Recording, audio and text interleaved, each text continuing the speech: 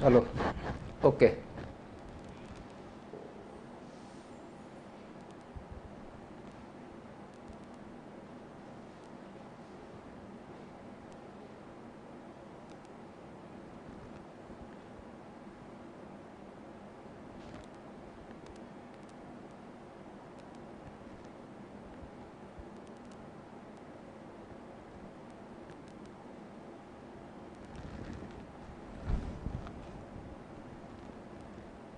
હરિ ઓમ.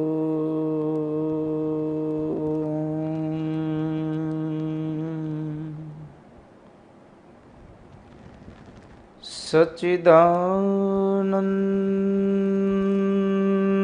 રૂપાય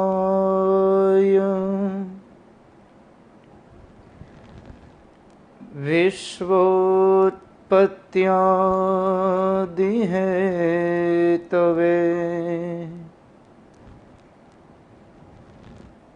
તાપત્રય વિનાશાય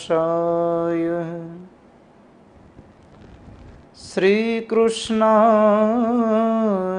વયં નુમઃ. શ્રીકૃષ્ણાય વયં નુમઃ. બોલીએ શ્રી દ્વારિકાધીશ કી જય.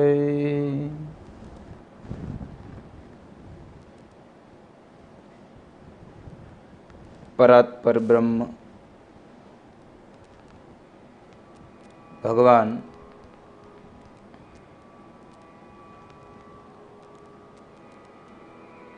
શ્રી દ્વારિકાધીશ પ્રભુના ચરણોમાં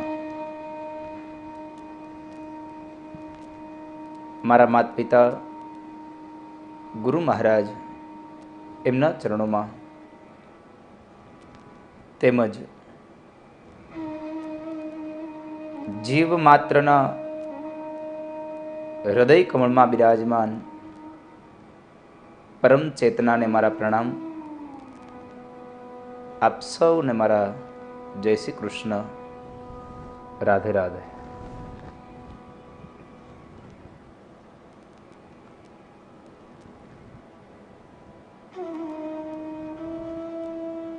લોકડાઉનની આ પરિસ્થિતિમાં અને કોરોના વાયરસની આ મહામારીમાં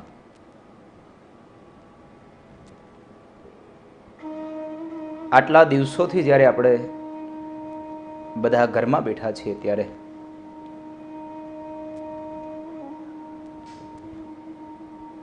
એકાંત પણ ક્યારેક માણસને હીન કર્મ કરવા માટે પ્રેરિત થઈ જાય છે. તો એવા એકાંતની અંદર પણ કંઈક અંશે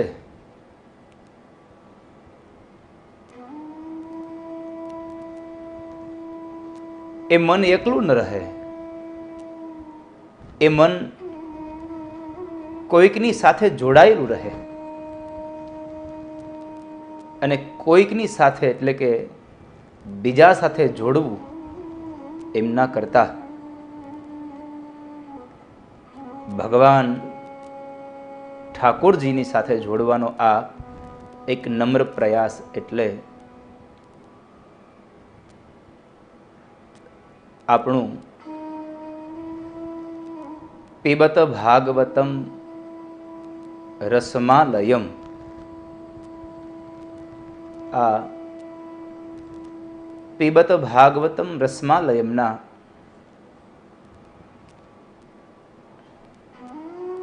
આજના દિવસના આ સત્સંગમાં ભગવાન શ્રી હરિના ગુણાનુવાદને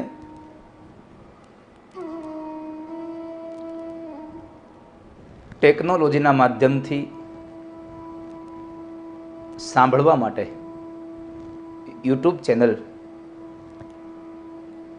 રાધે રાધે ઓફિશિયલ અને જિગ્નેશ દાદા ઓફિશિયલ આ બે ચેનલના માધ્યમથી આપ સૌ જ્યારે આમાં જોડાયા છો ત્યારે આપ સર્વેનું હું અંતઃકરણપૂર્વક હાર્દિક સ્વાગત કરું છું અને આપ સૌને પણ મારા પ્રેમથી રાધે રાધે.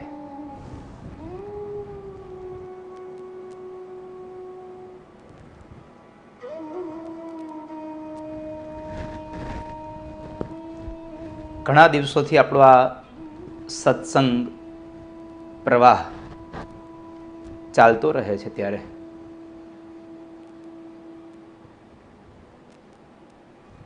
આજનો પણ સત્સંગ દિવ્ય રીતે, ભલે સંક્ષિપ્ત કાળમાં, બહુ ઓછા સમયમાં આપણે સત્સંગ કરીએ, પણ એ સત્સંગ મહદ અંશે કોઈ વિષય ઉપર થાય, કોઈ વસ્તુની ઊંડાણપૂર્વક વાત થાય. ગઈકાલે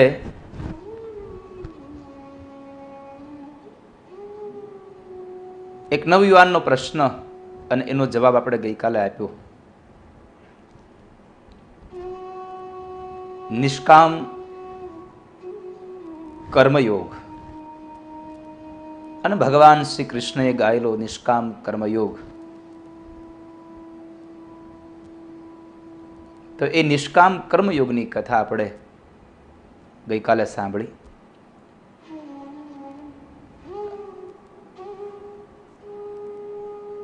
અને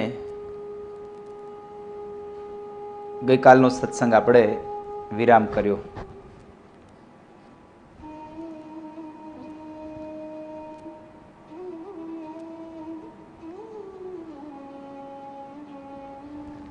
તો આજે એવી જ એક ફરી વાત.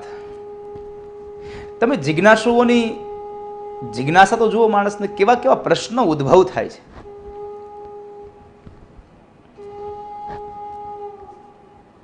આજે એક નવા વિષય ઉપર આપણે ચર્ચા કરવી છે અને આ પ્રશ્ન, મને આનંદ થયો આ વાતથી કે આ પીબત ભાગવતમ રસમાલયમ કંઈક અંશે સાર્થક થતું હોય એવું દેખાય છે. કે જેટલા લોકો કથા સાંભળે છે ઓનલાઈન યુટ્યુબના માધ્યમથી,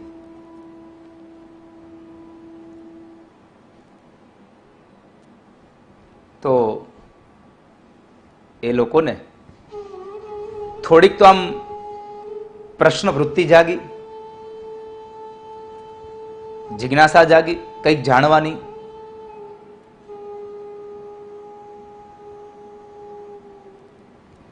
અને મને એમ લાગે કે આ વાત કર્યા જેવી છે, બધાને આ કામ આવશે. એના પ્રશ્નોનો જવાબ હું આપવાના પ્રયત્નો કરીશ. કારણ કે અહીંયાથી બોલવું માત્ર એક વ્યક્તિ માટે નજર ન હોવી જોઈએ. અહીંયાથી તો એક જ વિચાર હોય, બહુજન હિતાય બહુજન સુખાય. કેમ વધારે લોકોનું હિત થાય, કેમ વધારે લોકોને સુખ મળે, કેમ આનંદ મળે.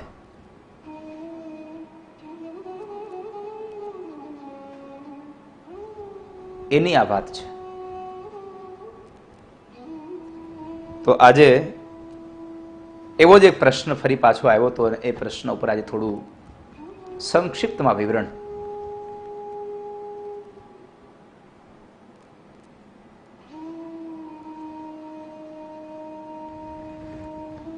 આજથી 1.5 વર્ષ પહેલા મારે જામનગર અને જામખંભાળિયાની વચ્ચે એક ગામ ઝાખરવાડી, ઝાખર ગામ, અને એ ઝાખર ગામમાં મારા જાડેજા પરિવારમાં કથા.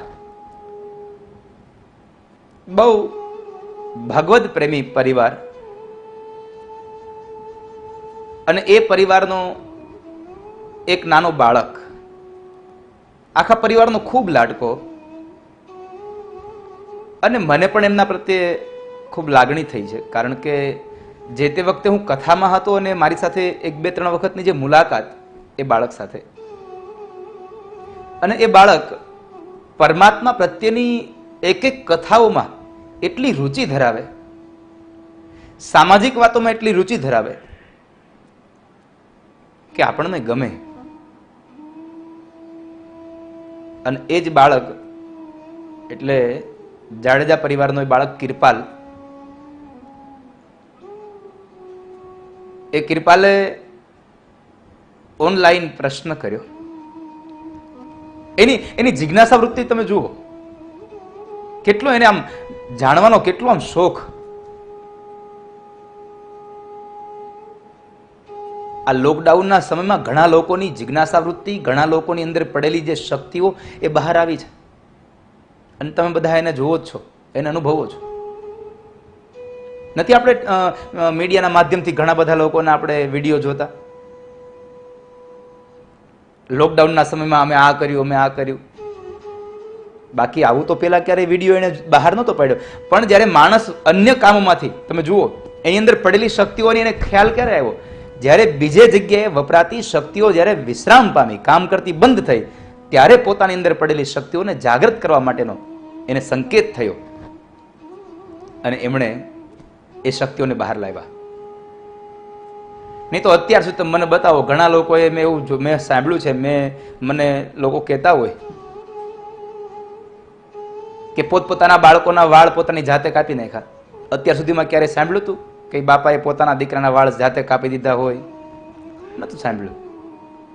પણ કર્યા શું કામ? એને આ લોકડાઉનમાં પણ એને પણ એ પણ થયું કે આ કદાચ આપણાથી થઈ જશે. એવા તો ઘણા કામો છે.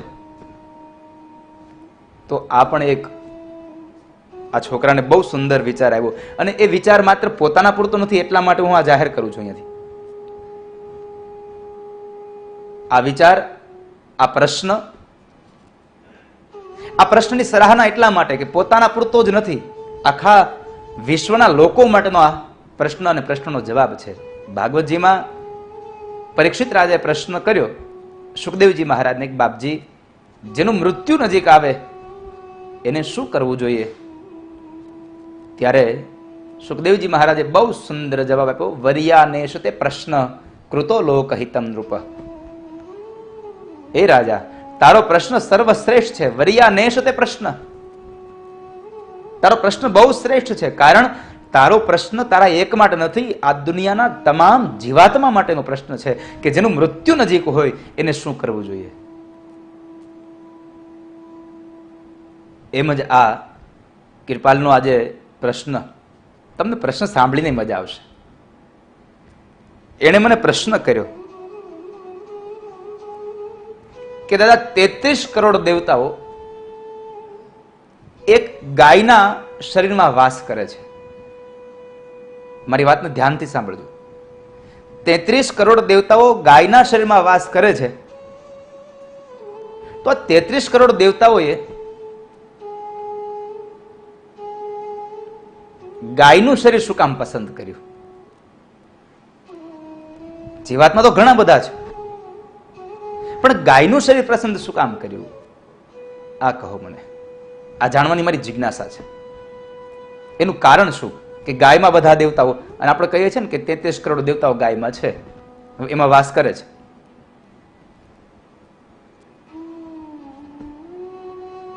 તો આજે એના ઉપર થોડી મારી ચર્ચા.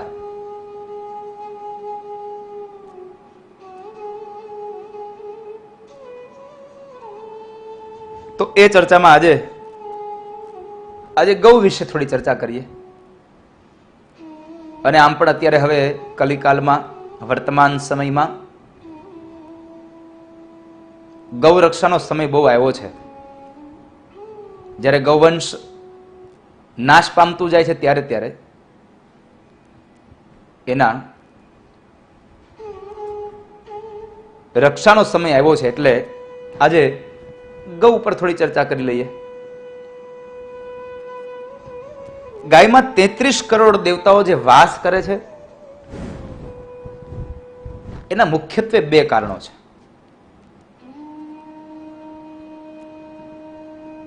જે દેવતાઓ વાસ કરે છે. પણ એ દેવતાઓ વાસ કરે છે એની પૂર્વે તમને એક વાત પહેલા એ પણ કહી દઉં, દેવતા કોને કહેવાય? દેવતા કોણ? તો કહે છે, લૌકિક દ્રષ્ટિમાં દેવતાની વાત કરું તો આપણા સમાજમાં હાલના સમયમાં જે કોરોનાની મહામારી ચાલે છે, અને એ મહામારીમાં જેના ઘરની અંદર ખાવાનું અનાજ નથી, જેની પાસે કોઈ સગવડતા નથી, એને અત્યારે ઘણા બધા સેવાભાવી લોકો સેવા કરે છે અને જમવાનું પહોંચાડે છે, એની જરૂરિયાત મુજબનું બધી વસ્તુઓ પહોંચાડે છે. તો એ લોકો શું કહે છે? ફલાણા ભાઈ ખરેખર દેવતા જેવા છે, સમાજનું સારું કામ કરે, સમાજના હિતની જેની અંદર ઈચ્છાઓ ભરી છે, એને આપણે લૌકિક દ્રષ્ટિએ જેને આપણે કહેતા હોય કે ફલાણા ભાઈ તો દેવતા જેવા છે. ગામમાં ઘણા ઘણા લોકો દેવતા જેવા હોય અને ઘણા ઘણા લોકો દેતવા જેવા હોય. દેવતા ને દેતવા આ બેમાં એક શબ્દ ખાલી ફેર છે, એક અક્ષરનો. આપણે આપણું નામ કઈ હરોળમાં લખવું છે એ આપણે નક્કી કરવાનું. તો લૌકિક દ્રષ્ટિએ જે બધાનું સારું ઈચ્છે, બધાનું હિત ઈચ્છે, બહુજન હિતાયની જેની ભાવનાઓ છે, બહુજન સુખાયના જેના વિચારો છે, એ દેવતા છે. અને શાસ્ત્રની દ્રષ્ટિએ કહીએ તો સ્વર્ગલોકમાં જે ઇન્દ્ર, અગ્નિ, ચંદ્ર, સૂર્ય આ જે દેવતાઓ રહે છે એને આપણે દેવતા કહીએ છીએ. આ બે બાબત.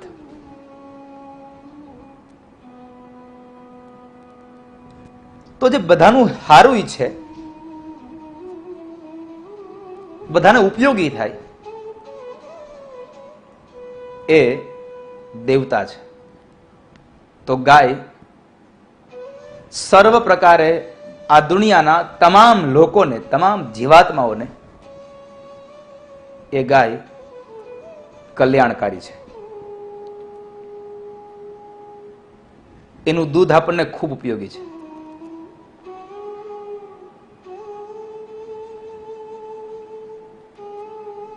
એટલા માટે તો આયુર્વેદ પણ એમ કહે છે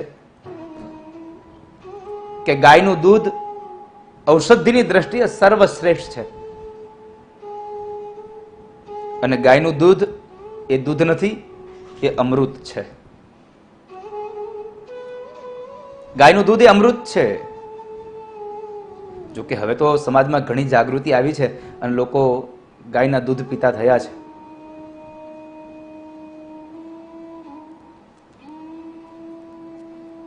ગાયનું દૂધ એ દૂધ નહીં, એ તો અમૃત છે. આપણે અમૃત માનીએ છીએ.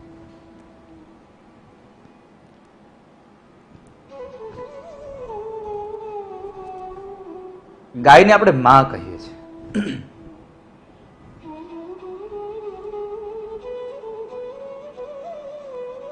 એકવાર સ્વામી વિવેકાનંદજી અમેરિકા ગયા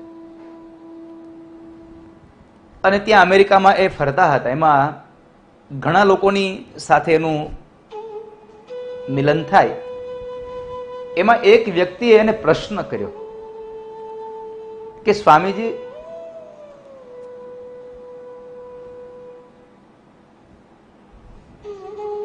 સૌથી શ્રેષ્ઠ દૂધ કયા પ્રાણીનું છે? એટલે સ્વામીજીએ સહજતાથી કીધું કે ભાઈ, સર્વશ્રેષ્ઠ દૂધ પ્રાણીઓમાં બકરીનું.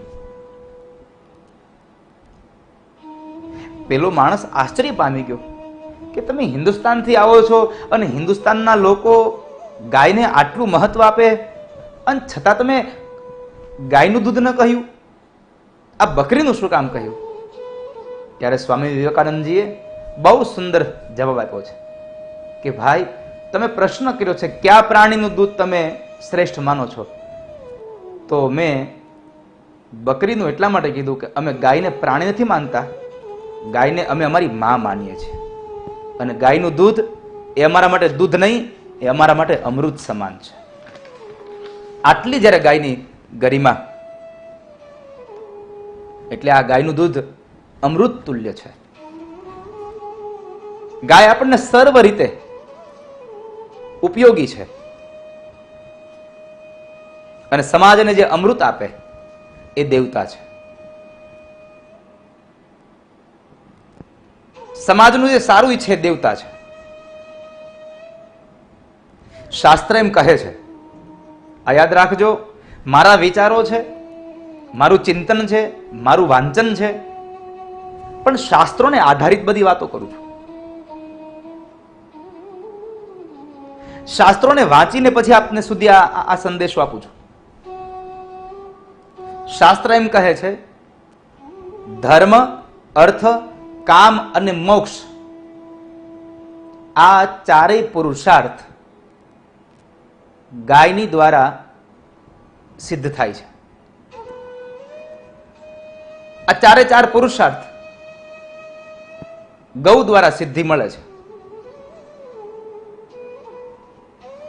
બીજા અર્થમાં ધાર્મિક, આર્થિક, સાંસારિક અને આધ્યાત્મિક બધી રીતે ગાય અત્યંત ઉપયોગી છે. અને હવે મૂળ પ્રશ્નનો જવાબ આપવા જઈ રહ્યો છું કે ગાયમાં જ શું કામ વાસ કર્યો. એનું કારણ પુરાણોમાં એમ લખ્યું છે, જગતની આ સૃષ્ટિના નિર્માણમાં સૌથી પ્રથમ 4 વસ્તુઓની સૃષ્ટિ બની. સૃષ્ટિમાં 4 વસ્તુઓનું નિર્માણ થયું. એમાં પહેલો વેદ, બીજું અગ્નિ, ત્રીજું ગાય અને ચોથો બ્રાહ્મણ. આ 4ની સૃષ્ટિ રચવામાં આવી. હવે જ્યારે દેવતાઓ હતા, અન્ય પશુ નહોતા, ગાય હતી. ગાયને શું કામ પસંદ કરી એનું પણ અમને આગળ કારણ આપું. તો 4 વસ્તુનું સર્જન થયું: વેદ, અગ્નિ, ગાય અને બ્રાહ્મણ. વેદ દ્વારા મને તમને આપણા કર્તવ્યનું જ્ઞાન થાય છે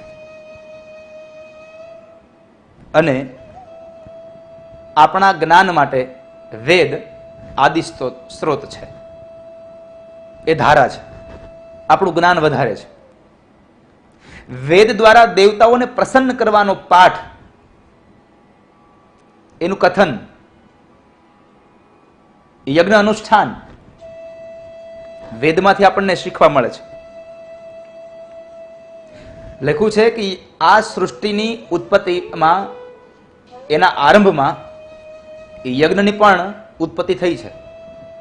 સૃષ્ટિના આરંભમાં યજ્ઞની પણ ઉત્પત્તિ થઈ છે.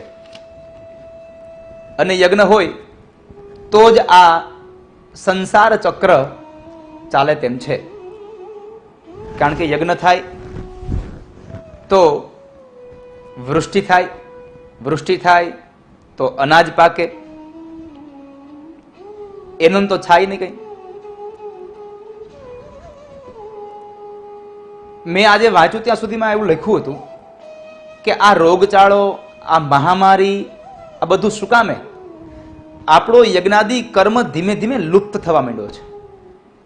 પેલા કેવડા કેવડા મોટા મોટા યજ્ઞ થતા અને કેટલા કેટલા સારા વરસાદો થતા, વૃષ્ટિ થતી, સારા સારા વર્ષો થતા. જેમ જેમ યજ્ઞાદિ કર્મ લુપ્ત થાય છે તેમ તેમ વૃષ્ટિ ઓછી થાય છે અને તેમ તેમ આ રોગ, આ મહામારી, આ બધું જ આમનમ આપદાઓ આવતી થાય છે.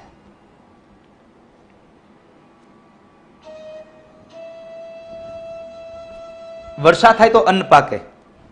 એટલે ભગવાને ગીતાજીમાં બહુ સુંદર શ્લોક લખ્યો છે: અન્નાદ ભવતી ભૂતાની પર્જન્યાદન્ન સંભવ યજ્ઞાદ ભવતી પર્જન્યો યજ્ઞ કર્મ સમુદ્ભવ. ગીતાજીમાં ભગવાને 10મા અધ્યાયમાં લખ્યું: અન્નાદ ભવતી ભૂતાની પર્જન્યાદન્ન સંભવ યજ્ઞાદ ભવતી પર્જન્યો યજ્ઞ કર્મ સમુદ્ભવ.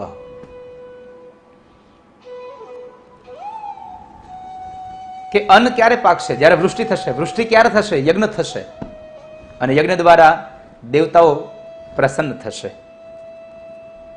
પણ આ યજ્ઞના ચક્રને ચલાવવા માટે 4 વસ્તુ બહુ જરૂરી છે: વેદ, અગ્નિ, ગાય અને બ્રાહ્મણ.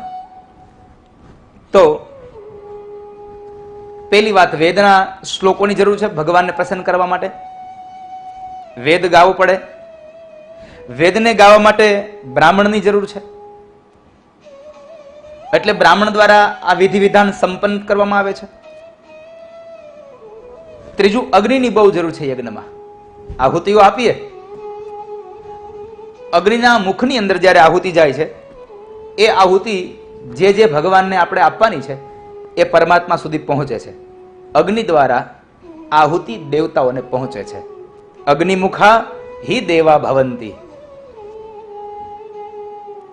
તો યજ્ઞમાં અગ્નિની પણ જરૂર છે.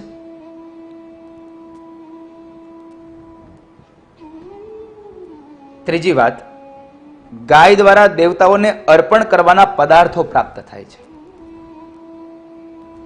ગાય દ્વારા ભગવાનને અર્પણ કરવાના પદાર્થો એમાંથી ઉત્પન્ન થાય છે.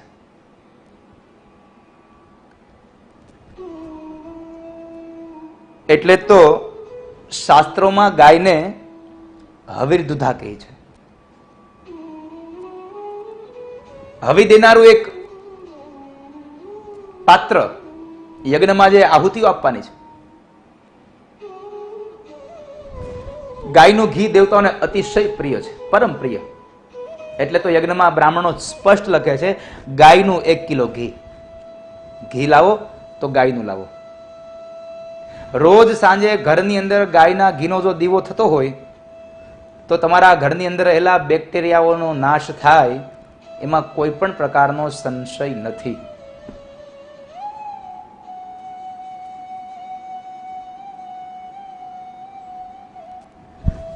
બીજી વાત, યજ્ઞમાં આહુતિ આપવા માટે જે પદાર્થો જોઈએ છે, જે હવી જોઈએ છે, જે દ્રવ્ય જોઈએ છે, ચોખા જોઈએ, તલ જોઈએ, કમોદ જોઈએ. આ બધું ક્યાંથી મળે? જમીનમાંથી. પણ એ જમીનમાં ખેતી કરવી પડે. તો ખેતી કરવા માટે શું? બળદ જોઈએ.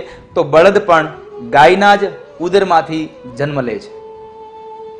યજ્ઞ માટે જે વસ્તુઓ જરૂર છે એ બધી જ વસ્તુઓ ગાય દ્વારા મને તમને મળે છે. તો બળદની ઉત્પત્તિ ગાયમાંથી થઈ. યજ્ઞશાળાને પવિત્ર કરવા માટે ગાયના છાણનું લેપન કરવામાં આવે. ગાયના છાણનો અડાયા હોય એ અડાયાથી અગ્નિ કરવામાં આવે. ગૌમૂત્રથી છંટકાવ કરીને પવિત્ર કરવામાં આવે. ગાયના છાણની અંદર માં લક્ષ્મી રહે છે. તમે જોજો,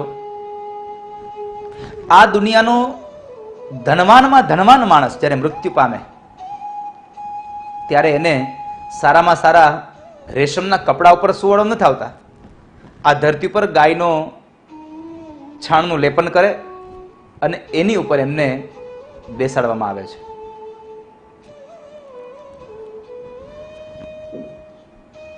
ગાયના છાણા એટલે કે આપણે જેને આપણી દેશી ભાષામાં અડાયા કહીએ છીએ, એ અડાયાથી યજ્ઞને પ્રજ્વલિત કરવામાં આવે છે.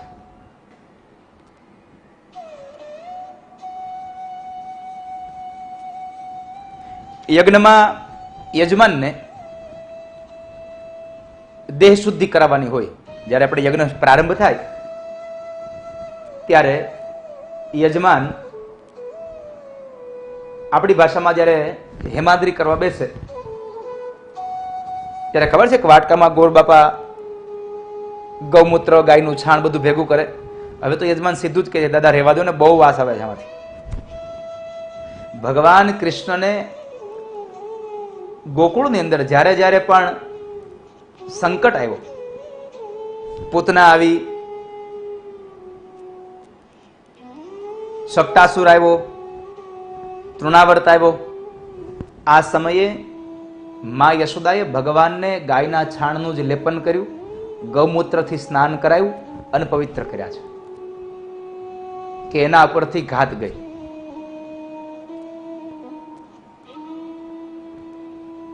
તો એ જે પંચગવ્યથી સ્નાન કરવાની વાત, ગાયનું દૂધ, ગાયનું દહીં, ગાયનું ઘી, ગૌમૂત્ર અને ગોબર, ગાયનું છાણ, આ 5 વસ્તુ એમાંથી મળી અને એ 5 વસ્તુઓનું મિશ્રણ થયું અને એને નામ પડ્યું છે પંચગવ્ય, જેનાથી શરીરની શુદ્ધિ થાય છે. આ તમામ વસ્તુઓ પરમાત્માના કાર્યમાં વપરાય છે. ધર્મ, અર્થ, કામ અને મોક્ષ ધર્મના કાર્યમાં પણ વપરાય, અર્થમાં પૈસાની આવક પણ એ ગાયમાં જ થાય છે આપણને. તો એટલા માટે એ આર્થિકપણેમાંથી પુરુષાર્થ પ્રાપ્ત થયો. ત્યારબાદ કામ, ગાયના દૂધથી આપણી અંદર નવી ચેતનાઓ પ્રગટ થાય છે. અને મોક્ષ, ગાયના જેટલા પણ પદાર્થોથી યજ્ઞાદિ કર્મ કરવામાં આવે અને એ યજ્ઞ કર્મ દ્વારા પરમાત્મા પ્રસન્ન થાય અને અંતે મોક્ષ ગતિ સુધી આપણી યાત્રા થાય. હવે બીજી રીતે તમને સમજાવું કે ગાય આપણને, એમાં દેવતાઓનો વાસ છે તો કઈ રીતે? હવે સામાન્ય રીતે ઇન્દ્ર ગાયમાં વાસ કરે છે, આવું કઈ રીતે? તો સ્વાભાવિક છે, ઇન્દ્રનું કામ શું છે? વરસાદ લાવવાનું. તો ગાયના શરીરમાંથી જે ગૌમૂત્ર, ગાયનું છાણ, ગાયનું ઘી આ જે મળ્યું એના દ્વારા યજ્ઞ થયો, એ યજ્ઞ દ્વારા વૃષ્ટિ થઈ. તો એ વૃષ્ટિ કોણે કરાવી? ગાયે. આ હિસાબે પણ ગાયના શરીરમાં ઇન્દ્રનો વાસ છે. બીજી વાત, અગ્નિ. અગ્નિ પોતાના તેજથી પ્રજ્વલિત કરે છે લોકોને. તો ગાયનું દૂધ પણ માણસને પ્રજ્વલિત કરે છે. કઈ રીતે? આપણી ભાષામાં કહું તો શરીરમાં નિંદ્રા હોય, આળસ પ્રમાદ ભર્યો હોય, રોગ હોય, આ તમામમાં ગાયનું ઘી, ગાયનું દૂધ, ગાયનું દહીં એનું સેવન કરવામાં આવે તો નવી ઉર્જા મળે, નવી ચેતના મળે, નવો પ્રકાશ મળે છે. એટલે એ હિસાબે પણ ગાયમાં અગ્નિ દેવતા વાસ કરે છે, આવું કહી શકાય. શરીરમાં જે ઉર્જા જોઈએ છે એના માટે અગ્નિ નહીં કરાય ને અંદર, પણ ગાયના પદાર્થો રૂપી જે ચેતનાઓ અંદર જાય છે એ પ્રજ્વલિત થાય અને આપણને નવી ચેતના મળે છે. ત્યારબાદ ત્રીજા દેવ ભગવાન સૂર્ય. 33 કોટી દેવતાઓ છે, પણ હું 2-4 દેવતાઓના ઉદાહરણ તમને આપ સૌને આજે આપું. તો ત્રીજું નામ છે સૂર્યદેવનું. સૂર્યદેવનું કામ છે રોગનો નાશ.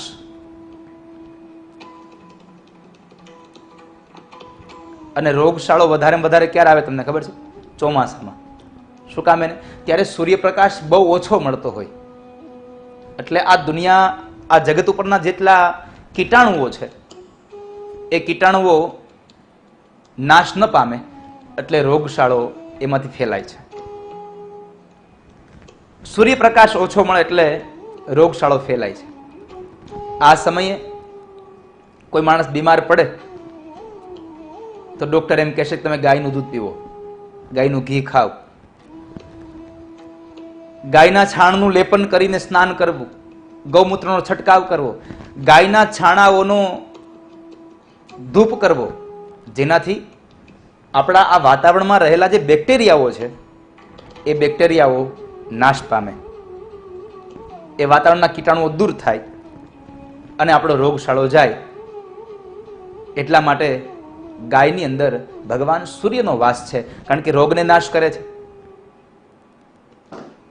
આ રોગનો પણ નાશ કર્યો એટલે એમાં ભગવાન સૂર્ય છે અને ગાય શીતળ છે. મા સમાન સંધ્યા છે આપણે, એટલે એમાં ચંદ્ર પણ વાસ કરે છે. આવી રીતે 33 કોટી દેવતાઓ ગાયના શરીરની અંદર વાસ કરે છે. ગાય સતત સતની સાથે જોડાયેલી છે. સત કહેતા ઈશ્વર પરમાત્મા, કારણ કે ગાયના બધા જ પદાર્થો ભગવાનના યજ્ઞાદિ કર્મો માટે કામ આવે છે, તો એ પરમાત્માના કાર્યમાં ઉપયોગી થાય છે અને આપણા સૌનું કલ્યાણ કરે છે. ગાયને આપણે સૌ માં પણ કહીએ છીએ અને વર્તમાન સમયમાં હવે ગાયના રક્ષણનો સમય આવી ગયો છે. કતલખાને કેટલી ગાયો જાય છે. આપણે કોઈ બીજાને દોષ દેવા એમના કરતા આપણે જ આપણી ફરજ, આપણે જ આપણું કર્તવ્ય નિભાવીએ. એક સમય હતો કે ગાયના રક્ષણ માટે લોકો જીવ આપી દેતા, અને આપણે સાંભળ્યું છે ને કે પેલો ગાયનું ધણ વાળીને જતા હતા અને એની પાછળ એક માણસ વીર થઈ ગયો. એવા તો કેટલાય દાખલાઓ છે. ત્રેતાયુગમાં ભગવાન રામના પૂર્વજ મહારાજ દિલીપ, અને એ દિલીપ મહારાજે પોતાના કુલગુરુ મહર્ષિ વશિષ્ઠ મહારાજના આશ્રમની ગાય નંદિની, એ નંદિની ગાયની રક્ષા માટે પોતાનું શરીર એણે સિંહને સોંપી દીધું. પણ એને નક્કી કર્યું કે જ્યાં સુધી હું જીવું છું, મારા જીવતે જીવ હું ગાયની હત્યા નહીં થવા દઉં. આ નિષ્ઠા હતી ગાય પ્રત્યે. તો આ નિષ્ઠા જ્યારે ગાય પ્રત્યે હોય તો એની અંદર દેવતાઓ વાસ કરે છે. ગાયની રક્ષા માટે પાંડવ શિરોમણી અર્જુને પણ 12 વર્ષ સુધી નિર્વાસનનો સ્વીકાર કર્યો છે.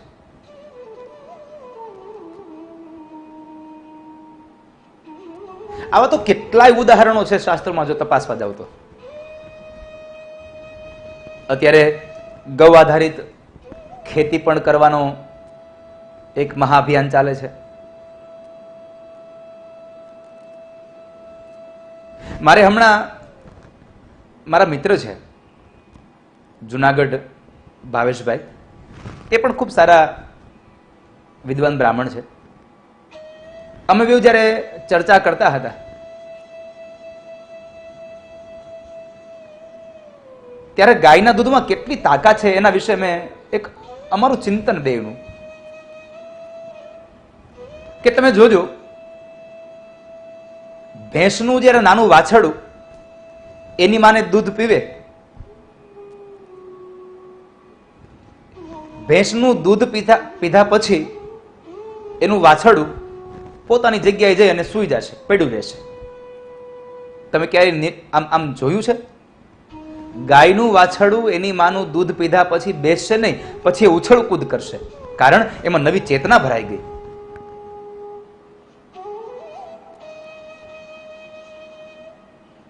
એમાં નવી ચેતનાઓ ભરાઈ ગઈ. તો આટલી તેજસ્વીતા જેવા પદાર્થોમાં સમાય છે. એ ગૌ માતાનું આપણે દૂધ પીવાનો આગ્રહ રાખીએ. કૃપાલ ભગવત કૃપાથી, પરમાત્માની આ કૃપાથી જે સ્મૃતિઓ થઈ અને જે ચિંતન થયું, એ ચિંતનના આધારે તારા પ્રશ્નને લઈ અનેક લોકો સુધી આ મારો સંદેશો કે 33 કરોડ દેવતાઓની અંદર ભગવાન શું કામે વાસ કરે છે એનું આ ચિંતન આજે અહીંયા પ્રસ્તુત કર્યું. આપ સૌએ એમને સાંભળ્યું. અને એવું નથી કે મેં આજે જેટલું ચિંતન કીધું એ પર્યાપ્ત છે. હજી પણ વિદ્વાનોનું ચિંતન ઘણું ઊંચું હોય. એના ચિંતનો પણ આપણે ગ્રાહ્ય રાખવા જ રહ્યા. અને હું તો કહું છું, કદાચ મને જો બીજું ચિંતન મળશે તો હું વળી પાછો એ વાતને યાદ કરીને વળી નવું ચિંતન આપીશ. કારણ કે આ તો જ્ઞાનનો અગાધ સમુદ્ર છે. સમુદ્રનું તળિયું ન આવી શકે, એને માપવા ન જવાય. તો આ તો વહેતી સરિતાઓ છે. એટલે હવે જો આગળના સમયમાં, ભવિષ્યકાળમાં પણ મને ભગવત કૃપાથી વળી પાછું કોઈ ગાય ઉપરનું નવું ચિંતન મળશે તો આજના દિવસની આ વાતને યાદ કરીને ફરી પાછો ત્યારે પણ એ ચિંતન આપીશ. તો આજનો મારો આ નમ્ર પ્રયાસ, ગાયમાં ભગવાન શું કામ વાસ કરે છે? તો ઉત્પત્તિમાં 4 વ્યક્તિઓની ઉત્પત્તિમાં વેદ, અગ્નિ, ગાય અને બ્રાહ્મણ, આની સૌથી પહેલી સૃષ્ટિમાં રચના થઈ. અને એ સમયે પ્રારંભમાં યજ્ઞની પણ ઉત્પત્તિ થઈ. અને એ યજ્ઞમાં તમામ પદાર્થો ગાયના ઉપયોગી થયા. એટલે તમામ દેવતાઓએ સત્યની સાથે જોડાયેલી રહેલી હોવાથી એમાં તમામ દેવતાઓએ વાસ કરવાનું નક્કી કર્યું છે. આ એનું કદાચ કારણ હોઈ શકે. ઘણા કારણોમાંનું એક આ કારણ હોઈ શકે. તો એ વાતથી આપ સૌને વાકેફ કર્યા. આજના સત્સંગને ગઈકાલે થોડી સમય વધારે લેવાઈ ગયો હતો અને એ સમયને આધારે ગઈકાલે ધૂન નહોતો ગવડાવી શક્યો. તો